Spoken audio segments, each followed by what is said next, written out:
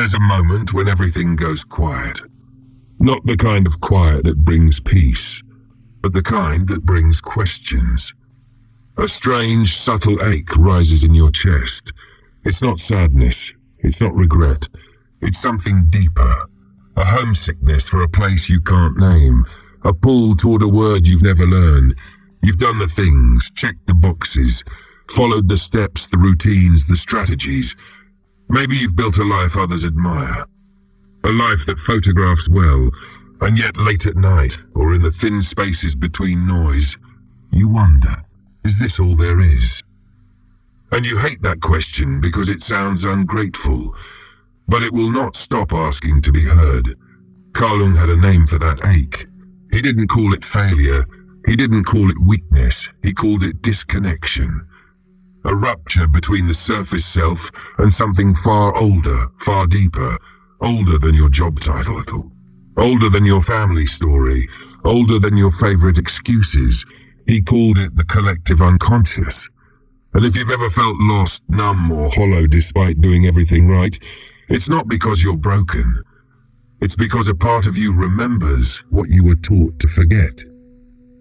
By culture, by survival, sometimes even by love that was afraid to lose you. We don't talk enough about what it does to a person to feel severed from something sacred.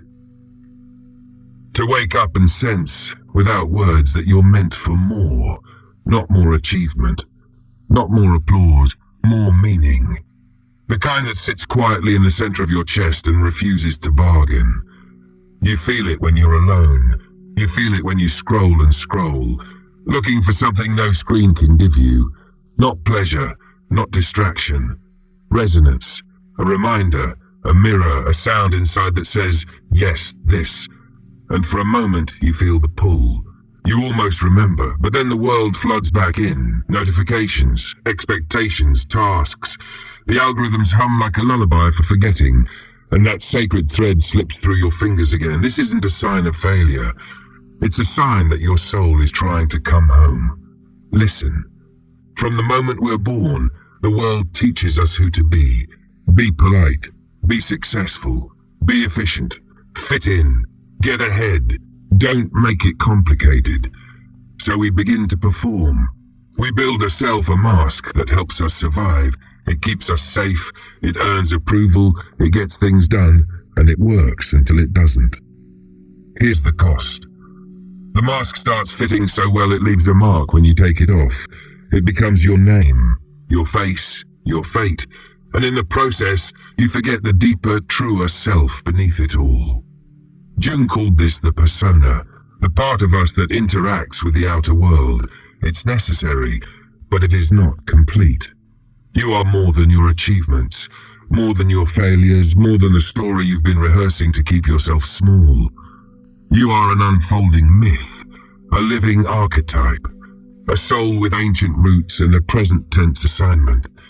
And that's what the collective unconscious is.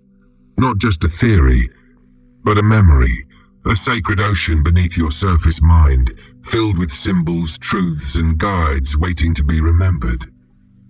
Imagine your mind as an island. Your thoughts, habits, beliefs, identity. But beneath that island lies a vast ocean. That ocean is the collective unconscious. It carries the symbols that have always mattered. The hero, the sage, the lover, the orphan, the warrior, the trickster, the healer, the creator, the seeker, the caregiver. They're not just stories. They are patterns engraved into the fabric of your being. You don't learn them. You recognize them. Because they are already inside you. That moment you stood up for something you believed in, that was the warrior. The time you let go of a version of yourself that no longer fit. That was the death and rebirth of the hero. The nights you felt lost, abandoned, unseen. That was the orphan whispering, don't forget who you are. The day you made something from nothing and felt time disappear. That was the creator taking your hands. These aren't just poetic metaphors, they are psychic truths. Ignore them and they don't vanish, they drive you from the back seat. Jung warned if we cut ourselves off from the unconscious, it doesn't disappear, it becomes shadow. A shadow is everything we repress. Everything we were told was too much, too weird, too intense, or too soft. It holds your creativity, your rage, your tenderness, your grief, your intuition, your depth, even your joy when joy felt unsafe. And if you don't turn toward it, it turns on you. It leaks out sideways.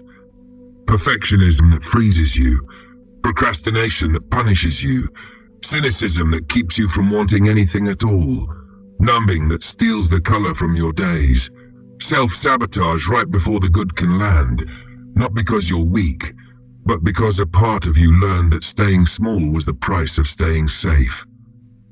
That disappearing was cheaper than being fully seen. Hear this, you are not unworthy, you're unfinished, you're remembering. So where do you go from here? First, breathe. Not the kind of breath that skims the surface, the kind that drops your awareness down beneath the noise. Feel your ribs expand, your spine lift, your belly soften. That's not just oxygen, that's consent to be here, fully, in your life. Now, listen. Not to the scroll, not to the chorus of other people's certainty. Listen for the quiet yes inside your chest, the one that doesn't negotiate. You don't have to fix yourself. You have to face yourself. You don't have to invent your purpose. You have to remember it. Start small. Start true. 5 minutes of stillness where you do nothing but notice. One honest sentence in a journal you never show anyone. One boundary you keep even when your voice shakes. One thing you make with your hands, imperfect, alive. These are not minor acts, they are doorways. Pay attention to what glows for you, the image that keeps returning, the song that cracks something open, the dream that won't leave you alone. Write it down. Say its name out loud. Naming is summoning. Ask your dreams for guidance before sleep.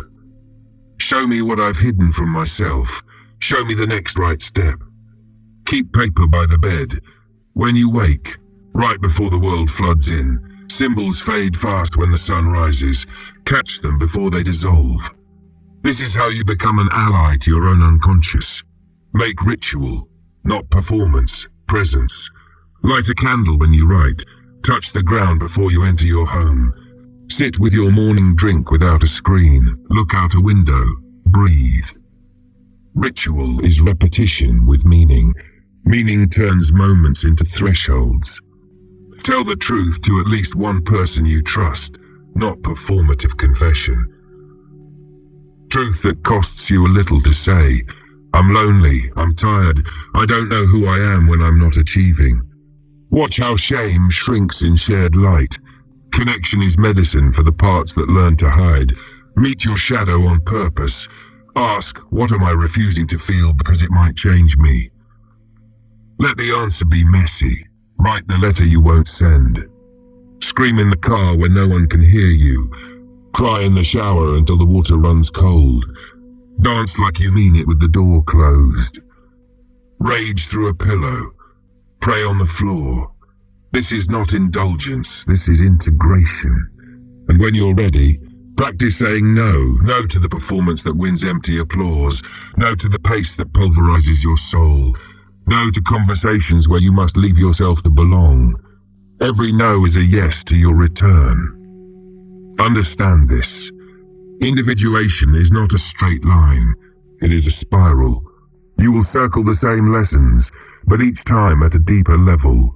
Be patient with the part of you that wants to be done already. You are not late. You are languaging your own myth as you go. Expect grief, not as punishment, as proof that you are letting go of what cannot come with you. Grief is love changing shape. Let it move through. It will carve space for joy that does not need permission. Seek the archetypes that strengthen your spine. When you need courage, invoke the warrior. When you need surrender, invoke the lover. When you need wisdom, invoke the sage. When you need to start again, invoke the fool who trusts the first step. When you need to make, invoke the creator. When you need to mend, invoke the healer. Say it out loud. I call on the warrior in me to act with clarity and compassion. Feel how your body responds. Archetypes are not fantasies, they are internal muscle memory. Serve something larger than your own reflection, not to erase yourself, but to expand yourself. Bring food to someone who needs it. Mentor a younger version of you. Plant a tree you will never sit under. Artists, make the thing only you can make. Leaders, choose integrity when it costs you. Parents, apologize when you forget who your child is. Service keeps you porous to the collective without drowning in it. Curate your inputs. Turn down the volume on urgency that isn't yours. Take a Sabbath from the feed. Walk without headphones and let a single bird teach you presence. Read old stories that remember you. Myth is a mirror that does not flatter, but it tells the truth. Choose a practice and stay with it long enough to be changed. Meditation, prayer, breathwork, martial arts, painting, coding, gardening. Any path walked with attention becomes a teacher. Depth does not require drama. It asks for constancy. Find or build a circle where depth is normal. People who speak from the chest, not just the jaw. People who can hold silence without rescuing it. People committed to their own becoming. If you can't find it, invite two friends. Light a candle. Ask a real question. Make agreements. We tell the truth. We listen. We keep what's shared. We bless each other's becoming. Community is an antidote to forgetting. Let your body lead sometimes. Take the nap, drink the water, stretch the places that hold old stories. Eat like you're someone you're responsible for. Walk until your thoughts soften at the edges. The body is not an obstacle to the soul. It is the soul's address. Remember your lineage, not just bloodline, spirit line, teachers, books, places, songs. Ancestors of craft and courage, whisper their names, ask for help. Humility opens doors brute force cannot. And then, act. One clear act in the direction of the life that feels like truth. Send the email, apply for the thing, end the thing, begin the thing. Do it before you feel ready. Readiness is often a story fear tells to keep you static. When doubt visits, and it will, place a hand on your heart and say, I am not my mask. I am not my fear. I am not my past. I am the one who remembers. Repeat until your nervous system believes you again. If you stumble, and you will, bless the ground that caught you. Learn, adjust, return. The point is not perfection. The point is alignment. Now, come back with me to the beginning, to the quiet that wasn't peace, but a question.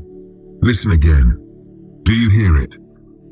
That subtle pull, that ancient drum under your ribs, it is not trying to ruin your life. It is trying to give you your life. What if that ache is your compass? What if that longing is a map?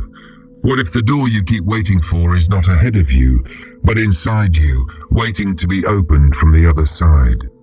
This is your invitation, not to abandon what you've built, but to inhabit it with a soul that's awake. Begin where you are, with what you have.